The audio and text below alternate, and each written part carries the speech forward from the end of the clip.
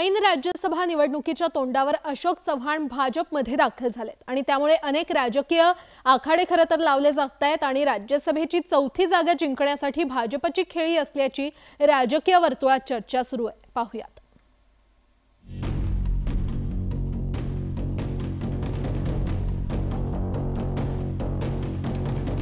ऐन राज्यसभा निवडणुकीच्या तोंडावर भाजपने काँग्रेसला मोठा धक्का दिलाय।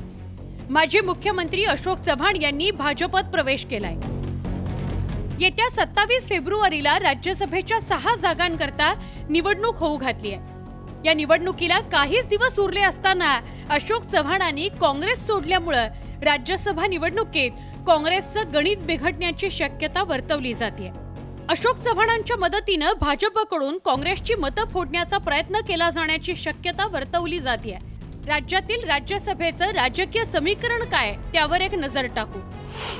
भाजपचे 3 आणि शिवसेना 1, काँग्रेस 1 आणि राष्ट्रवादी काँग्रेस 1 अशा एकूण 6 खासदारांचा कार्यकाळ संपणार आहे। राज्यसभेच्या निवडणुकीत भाजपकडून अशोक चव्हाणांना राज्यसभेची उमेदवारी दिली जाण्याची खेळी केली जाऊ शकते।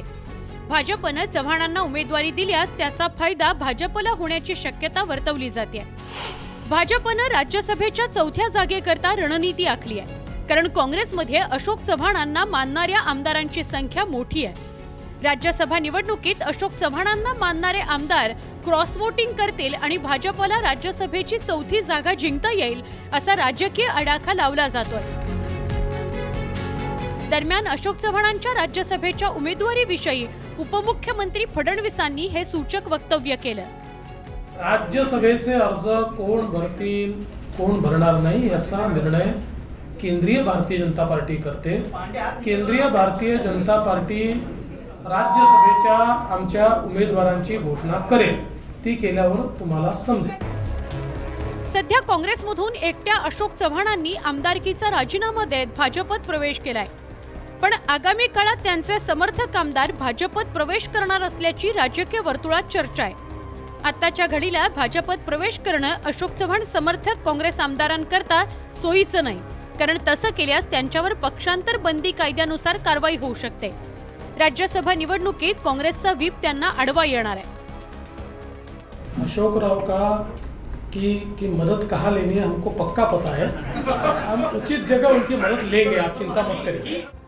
संभाव्य कारवाई टाळण्यासाठीच अशोक चव्हाण समर्थक आमदारांनी भाजपत जाणं टाळलं असावं अशी काँग्रेसमध्ये दबक्या आवाजात चर्चा आहे। राज्यसभेकरता गुप्त पद्धतीने मतदान होणार आहे, त्यामुळे अशोक चव्हाण समर्थक काँग्रेस आमदारांकडून क्रॉस वोटिंग केलं जाण्याची शक्यता नाकारता येत नाही।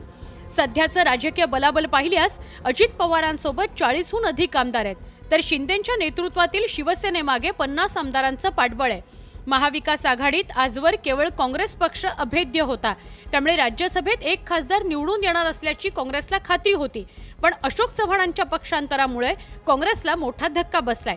2022 मध्ये झालेल्या राज्यसभा आणि विधान परिषद निवडणुकीत भाजपने महाविकास आघाडीला अशाच प्रकारे धक्का दिला होता। त्याची पुनरावृत्ती होणार का हे येत्या 27 तारखेला स्पष्ट होईल।